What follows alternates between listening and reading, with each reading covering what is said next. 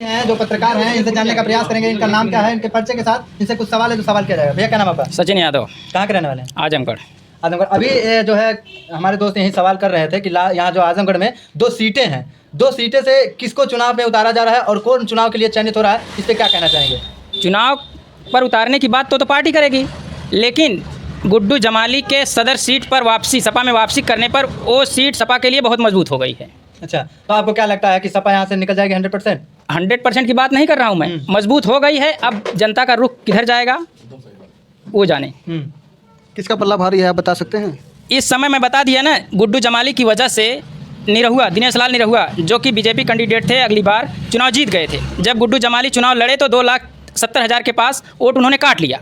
उसके बाद ये दिनेश लाल निरहुआ 7-8 हज़ार वोटों से जीत गए। नहीं तो समाजवादी पार्टी का जो कैंडिडेट था धर्मेंद्र यादव कई लाखों वोट से जीते हुए। ऐसा सुनने में आ रहा है कि रमाकांत यादव जी जो अभी वर्तमान समय में बंद हैं, वो छूट कर आ रहे हैं बीजेपी से चुनाव लड़ेंगे, क्या ये सत्य है? इसके बारे में हमको कोई जानकारी नहीं है, ये तो अब वो जाने और उनकी पार्टी जाने। ऐसा सुनने में आ रहा है। जनता के बीच में जो है किस तरह लोग चल रहे हैं, किस तरह विकसित कर रहे हैं, अभी तक तो किसी का कुछ भी नहीं पता है कि कौन किस तरह से चुनाव लड़ेगा। क्यों नहीं पता? क्यों नहीं पता हुआ है बताएंगे? क्या आप पूछना चाह रहे हैं? कौन किसको पूछना चाह रहे हैं बताइए। किस सरकार से किस जो है सपा, जैसे सपा से आप बता रहे गुड्डू जमाली, ये कैसे नहीं, हम ये नहीं कह रहे हैं कि वो लड़ेंगे, हम सपा मजबूत हुई है कह रहे हैं। तो अब ये कंफर्म हो गया तो वो चले गए हैं सपा में? एकदम कंफर्म है। हाँ, क्या लगता है सपा इस बार सरकार बना लेगी? नहीं, सरकार की बात नहीं है। सरकार तो जिसका बहुमत आएगा वही बनाएगा। या तो आपको क्या आप जमीनी हकीकत पे हमेशा, आप एक पत्रकार हैं, जमीन पे चलते हैं, हर ग्राम सभा में जाते हैं, क्या लगता है कौन सी पार्टी सरकार बना रही है? पार्टी तो अभी बीजेपी की है सरकार में। हाँ, और आगे क्या होगा, इंडिया गठबंधन आगे जीतेगा या तो एनडीए जीतेगा, ये तो भविष्य की बात आपको है। क्या लगता है? आपने बताया कि गुड्डू जमाली के जाने से सपा मजबूत हो गया है, तो क्या रमाकांत महोदय जो पूर्वांचल के शेर माने जाते थे, उनके ना रहने से क्या पार्टी कमजोर हो गई है क्या? कहाँ ना रहने से? जैसे अभी इस समय वो तो समाजवादी पार्टी के सदस्य थे और समाजवादी पार्टी से विधायक भी लड़े और उन्होंने कहा था कि मैं 10 की 10 सीट जितवा दूंगा और उन्होंने करके दिखाया। तो क्या लगता है आपको? क्या लगेगा यही कि समाजवादी पार्टी सदर सीट से मजबूत हो गई है गुड्डू जमाली के आने से। आप अभी कहे हैं कि पार्टी को लेकर पार्टी बेसिस पे काम करेंगे, तो क्या लगता है कि ये कहीं ना कहीं आपके कहने का अर्थ यही निकलता है कि बीजेपी के जो भी कार्यकर्ता हैं, बीजेपी के जो नेता है, कहीं ना कहीं कमजोर दिखाई पड़ रहे हैं? नहीं, ऐसी कोई बात नहीं, कोई कमजोर नहीं है। चुनावी जो भी क्षेत्र में आता है सब अपने आप को मजबूत होता है। जी, लालगंज सीट की जो अफवाहें हैं वो शायद संगीता आज़ाद जा रही बीजेपी में, अगर जा रही हैं तो यहाँ बीजेपी मजबूत हो जाएगी कुछ।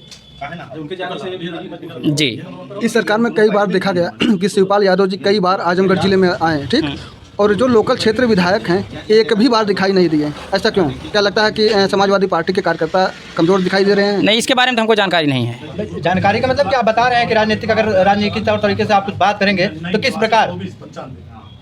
राजनीति का मतलब हमसे क्षेत्रीय बातें पूछिए, हम उसको बताएंगे। आप पार्टी का कोई विधायक नहीं आया क्या? हम वहाँ कैमरा लगा बैठे थे क्या? सुनिए, किसी पार्टी के कोई भी नेता क्या क्षेत्र में घुसकर गरीब जनता की आवाज़ उठा रहा है? कोई समस्या है, उनकी समस्याओं का समाधान कर पा रहा है? क्या लगता है आपको ऐसा हो रहा है? अब ऐसा नहीं हो रहा है, ये तो कानून व्यवस्था जाने। अच्छा, अदर पार्टी के जो भी नेता हैं क्या इस समाज में चलते हुए दिखाई पड़ रहे हैं आपको? अदर पार्टी जैसे जो भी पार्टी है, हाँ, बीजेपी के अलावा अगर माना जाए तो जितने भी कार्यकर्ता हैं, चाहे सपा हो, चाहे बसपा हो, चाहे सुहेलदेव पार्टी हो, चाहे जितने भी पार्टी हैं, पार्टी के किसी भी नेता को आप फील्ड में चलते हुए देख रहे हैं क्या? क्यों नहीं देख रहे हैं? हमारे किसी को दीदारगंज विधानसभा क्षेत्र से विधायक हैं कमलाकांत राजभर। किसी भी परिवार में अगर कोई जनता के साथ शोषण हो रहा है, कहीं रेप हो रहा है, कहीं हत्या हो जा रही है, कहीं गरीबों को सताया जा रहा है, कहीं किसी का घर गिरवाया जा रहा है, इस पर क्या मदद, किस प्रकार से मदद कर रही है? ये लॉ एंड ऑर्डर की बात है, वो अपना समझे।